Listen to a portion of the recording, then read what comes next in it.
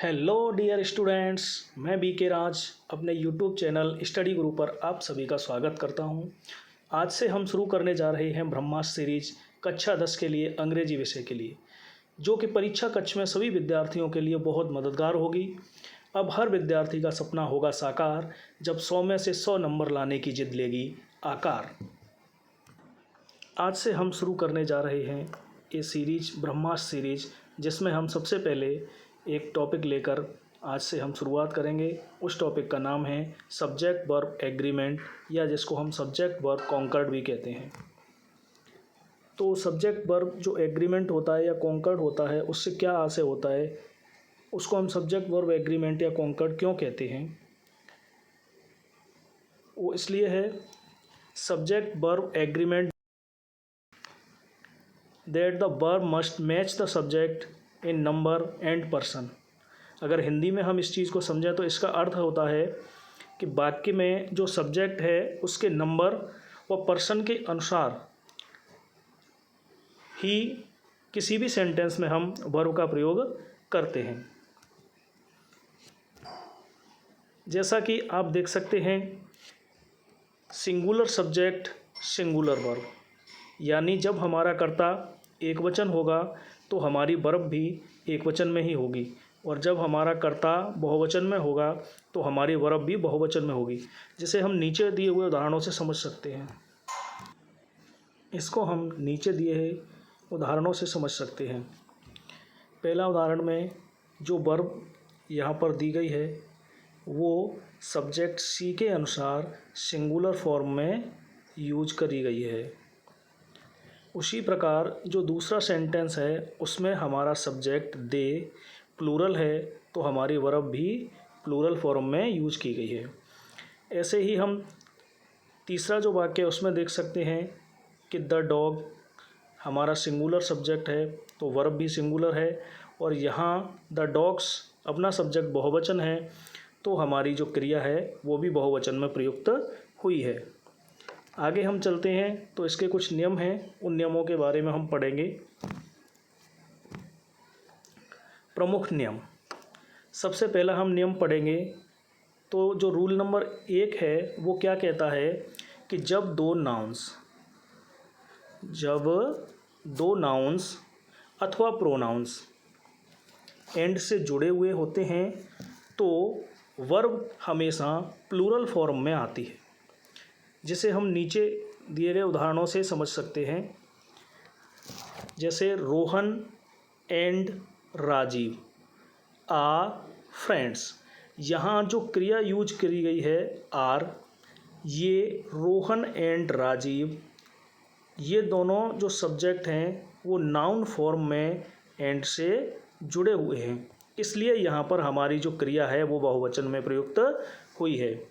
ऐसे ही दूसरे उदाहरण में भी देख सकते हैं I and she, it means two person या टू प्रोनाउन इसमें यूज किए गए हैं, इस वजह से यहाँ पर जो क्रिया है वो बहुवचन में प्रयुक्त की गई है।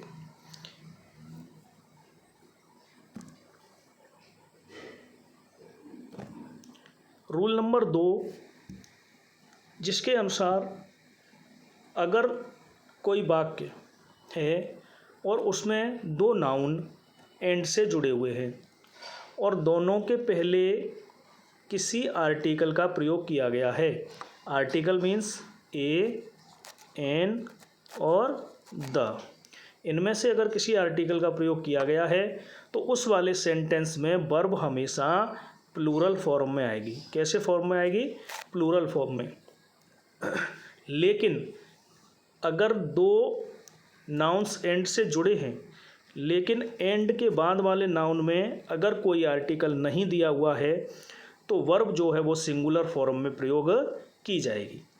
जैसा कि हम उदाहरण देख सकते हैं, the headmaster and teacher is sitting, यहाँ इसका अर्थ है जो हमने नियम पढ़ा उसके अनुसार एंड के बाद वाला जो नाउन है उसमें कोई भी आर्टिकल नहीं लगा है, इसलिए यहाँ पर जो वर्ब की फॉर्म है वो सिंगुलर फॉर्म में यूज की गई है। और दूसरे वाले सेंटेंस को अगर हम देखते हैं तो एंड से पहले वाले नाउन में और एंड के बाद वाले नाउन में दोनों ही जगह आर्टिकल का प्रयोग किया गया है।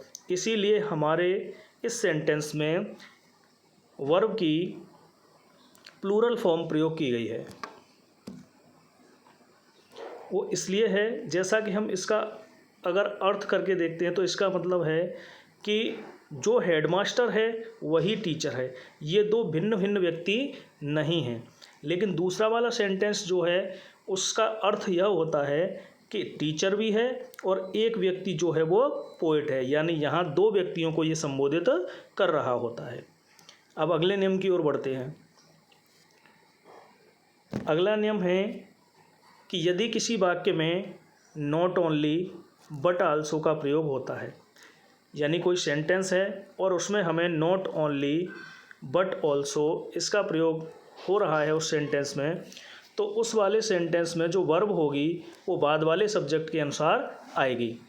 इसका अर्थ हुआ कि अगर बाद वाला सब्जेक्ट हमारा सिंगुलर है तो वर्ब सिंगुलर आएगी, और अगर बाद वाला सब्जेक्ट हमारा प्लूरल है तो वर्ब प्लूरल आएगी। अब रूल नंबर 3 को हम नीचे दिए गए उदाहरणों से समझ सकते हैं। जैसा कि पहले एग्जाम्पल में आप देख सकते हैं, not only the students but also the teacher is present. अब यहाँ जो वर्ब के रूप में इज आया है उसके आने का कारण यह है कि जैसा हमने नियम में पढ़ा था कि बट आल्सो के बाद वाले सब्जेक्ट के अनुसार वर्ब की फॉर्म आएगी। तो बट आल्सो के बाद जो सब्जेक्ट दिया है टीचर, वो कैसा है, एक वचन। इसलिए इसमें हमने जो वर्ब की है वो सिंगुलर फॉर्म का प्रयोग किया है। अब यहाँ नीचे देखो स्पष्टीकरण में हम देख भी सकते हैं कि नियरेस्ट सब्जेक्ट, अब नियरेस्ट सब्जेक्ट कौन सा है, बट आल्सो के बाद वाला, तो वो कैसा है टीचर, सिंगुलर, इसीलिए वर्ब फॉर्म भी सिंगुलर। दूसरे वाले सेंटेंस को जब हम देखते हैं, not only Rajat but also his friends means verb plural, इसीलिए यहाँ पर हमने वर्ब कैसी यूज करी है, plural. Nearest subject his friends, अब फ्रेंड्स जो शब्द आया है वो कैसा है, बहुवचन, इसलिए क्रिया भी हमारी बहुवचन की होगी। अगला नियम हम देखते हैं, रूल नंबर 4, बोथ एंड से जो वाक्य जुड़े हुए होते हैं उनमें हम हमेशा प्लूरल फॉर्म लगाते हैं, क्योंकि ये हमेशा हमें बहुवचन का ही बोध कराते हैं। बोथ का अर्थ होता है दोनों। इसका मतलब क्या हुआ कि हमारे जो सेंटेंस दिया गया है उसमें अगर बोथ एंड का प्रयोग है तो वो जो वर्ब है वो हमेशा प्लूरल फॉर्म में ही आएगी। अब यहाँ देख सकते हैं, both Rahul and her wife, यानी राहुल और उसकी पत्नी दोनों, आ माई टीचर्स, यानी वो मेरे अध्यापक हैं या वो मेरे टीचर्स हैं। तो टीचर्स यहाँ पर जो दो सब्जेक्ट के रूप में दिया गया है, राहुल और उसकी पत्नी, इसके कारण यहाँ पर टीचर्स आया है। और जब राहुल और उसकी पत्नी दोनों को जोड़ा गया है बोथ एंड से, इस कारण यहाँ पर वर्ब की प्लूरल फॉर्म आई है। ऐसे ही नीचे वाला जो सेंटेंस है उसको भी हम समझते हैं, both Gopal and Seema have come. इसका अर्थ क्या हुआ कि गोपाल और सीमा दोनों आ चुके हैं या आ गए हैं, तो दोनों आ रहे हैं, इसीलिए वो बहुवचन हैं, और बहुवचन के कारण यहाँ पर क्रिया भी बहुवचन की प्रयोग की गई है। अगला नियम हम देखते हैं, नियम नंबर 5। अब नियम नंबर 5 में है कि जब दो नाउन्स किससे जुड़े हुए हों, एंड से, लेकिन फिर भी अगर वो किसी एक ही व्यक्ति, वस्तु या विचार को प्रकट कर रहे हैं तो वर्ब हमेशा कैसी आएगी, सिंगुलर। अभी जब हमने पढ़ा था कि जब दो नाउन्स एंड से जुड़े हुए होते हैं तब हम किसका प्रयोग करते हैं, वर्ब की प्लूरल फॉर्म का। लेकिन एंड से जुड़े होने के बाद भी अगर वो एक ही व्यक्ति, वस्तु या विचार का अर्थ प्रकट करते हैं तो उनके साथ हमेशा हम सिंगुलर वर्ब का ही प्रयोग करेंगे।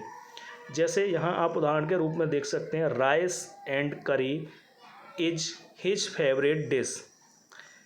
अब राइस एंड करी दोनों अलग अलग शब्द हैं, लेकिन राइस एंड करी मिलकर के एक डिश का यानी एक जो व्यंजन बनाया हुआ है या उसका जो पसंदीदा व्यंजन है उसको इंगित करता है, उसको प्रकट करता है।